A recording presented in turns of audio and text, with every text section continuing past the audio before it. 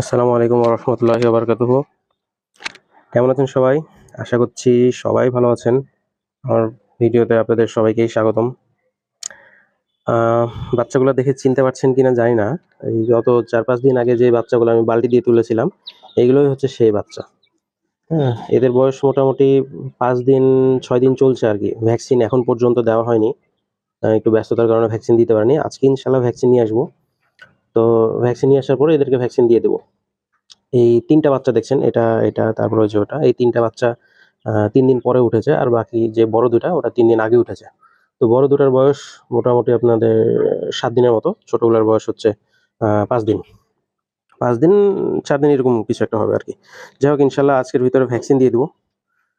BCRDV vaccine. এদেরকে জন্মের ৪ দিনের মাথাতেই BCRDV ভ্যাকসিন দিতে হয়। আমারটা অবশ্য একটু দেরি হয়ে গেছে। তবে অবশ্য আমি এদেরকে জন্মের পরে লাইসোভিট দিয়েছি। লাইসোভিট বা ইলেক্ট্রোলাইট এগুলো দিতে হয় এদের জন্মের পরে, তাহলে রোগ প্রতিরোধ ক্ষমতা অথবা ধরেন এনার্জি অনেক বৃদ্ধি পায়। দোয়া করুন সবাই আমার এই বাচ্চাগুলোর জন্য। বাকি আরও ডিম বসানোই আছে এবং ওগুলোর বাচ্চা ৩ দিনের ভিতরে ইনশাআল্লাহ উঠে যাবে। সেগুলো মোটামুটি বেশি বাচ্চা উঠবে। এবার ৬টা থেকে ৭টার মতো বাচ্চা। ৭টা ডিম আছে। আল্লাহ ভরসা। কোনো ডিমে যদি ক্ষতি না হয় তাহলে ইনশাআল্লাহ ৭টায় উঠবে। ভালো থাকবেন সবাই, সুস্থ থাকবেন। দোয়া রাখবেন। আল্লাহ হাফেজ।